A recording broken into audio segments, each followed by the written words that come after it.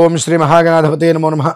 కన్యా రాశి నిజంగా కూడా ఈ రాశిలో జన్మించిన వారు ఎప్పుడు ఎదుటి మనిషికి అందుబాటులోనే ఉంటారు.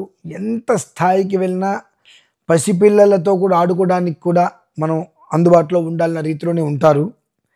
అతి మంచితనం వీరికి ఎదగలేకపోవడానికి మూలము.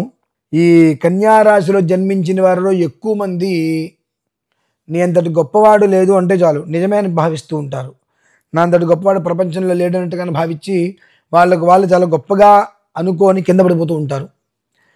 మంచి మంచి పొజిషన్కి వెళ్ళబోయి ఎక్కడికక్కడ జారిపోయి నానా ఇబ్బందులు పడుతుంటాం. కేవలము కూడా పొగడ్తలకు పొంగిపోవటంలో కన్యరాశి వారికి పెట్టింది పేరు.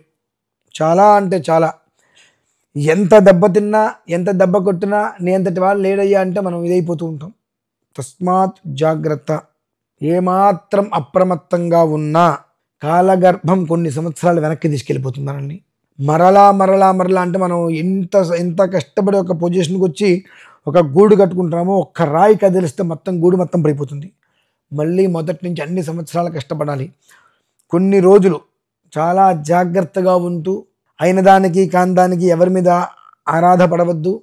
ఇంగ్లీష్లో కొన్ని పేర్లు అయితే నాకు అంత పూర్తిగా ఇంగ్లీష్లో రాదు కాబట్టి నేను చెప్పలేకపోతున్నాను మీకు.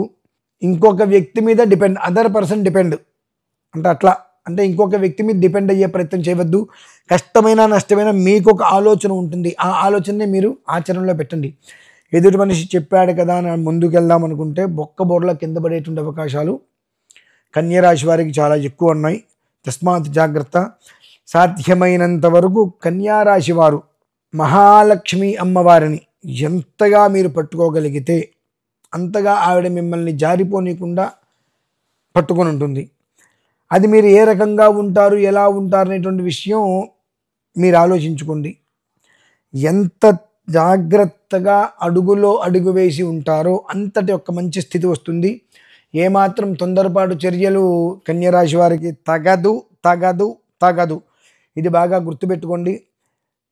మన చుట్టూ భజన చేసే వాళ్ళు ఎక్కువ ఉంటారు. భజన బృందం అంటారు. ఆ భజన చేసే వాళ్ళని దగ్గరికి రానిచ్చారా ఎదుగుదల అనేటువంటిది శూన్యం.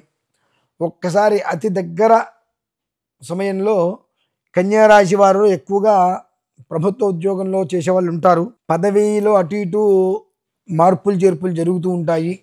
కనుక ఒక్కసారి మీ జాతకాన్ని పరిశీలింపజేసుకొని జాతకంలో ఏ స్థితి ఎలా ఉంది, దశామార్గం ఎక్కడుంది అనేటువంటి విషయాన్ని తెలుసుకొని జాగ్రత్త పడినట్లయితే రాబోయేటువంటి యోగకరమైన కాలాన్ని సద్వినియోగం చేసుకోవడానికి మంచి అవకాశంగా అది ఏర్పడుతుంది. ఓం శ్రీ మహాగణాధిపతి నమః. స్వస్తి.